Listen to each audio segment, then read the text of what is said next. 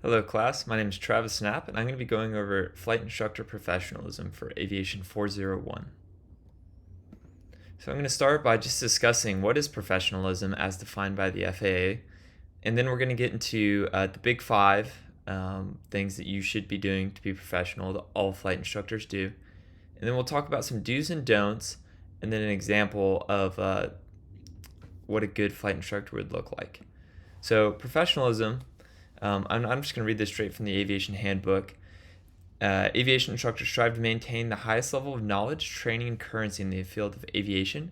To achieve this goal, instructors need to commit themselves to continuous lifelong learning, professional development through study, service, and membership in professional organizations, and then it lists those three.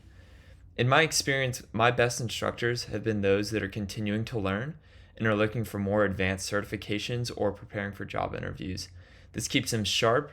It keeps their knowledge up to date with the most relevant and most recently released FAA publications because they've got some skin in the game.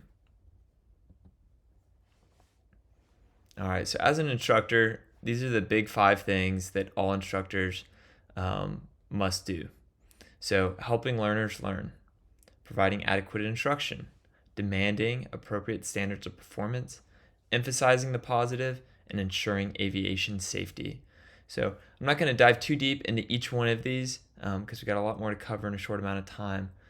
However, these are all amplified in the instructor's handbook. All right, and then these are some things to do, and a lot of these will overlap with what we previously talked about in the big five.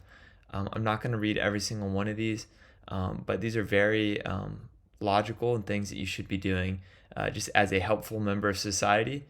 But this is some good things to think about to specifically make sure that we're recognizing and encouraging our students in appropriate ways. And then lastly, for our instructional material is some of our don'ts.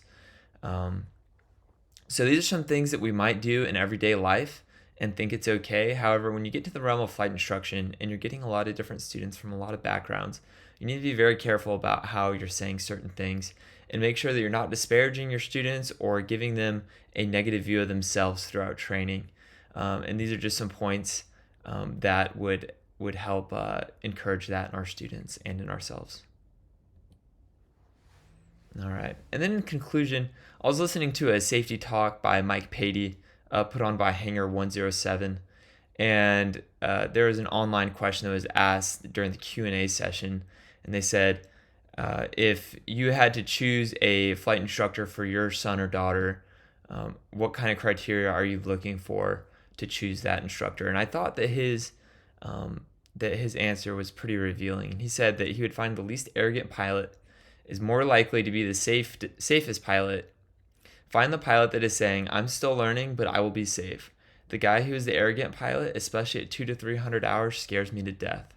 And then he went on to talk about how he'd rather have a pilot who submits himself as, hey, I'm still learning, we're all learning together, this is a team effort, as opposed to somebody who's got it all figured out, especially with most flight instructors being in the hundreds of hours, under 1,000 hours, because then they go to the airline. So it's very hard to find a high time instructor. So really these low time instructors, to include myself, I'm just looking to be humble. I'm looking to present myself that, hey, like, I don't know everything. I know more than you, but I'm looking forward to continuing to learn through both your flight training, and we can discover some of this together. And no question is a stupid question. All right, and that's the end of my presentation. And these are just my references. I really do recommend this video of Mike Patey. It's a great overall discussion on safety. And then in the Q&A, it talks a lot about flight instruction. And then, of course, our aviation's instructor handbook. Looking forward to seeing y'all's videos and discussion in the comments.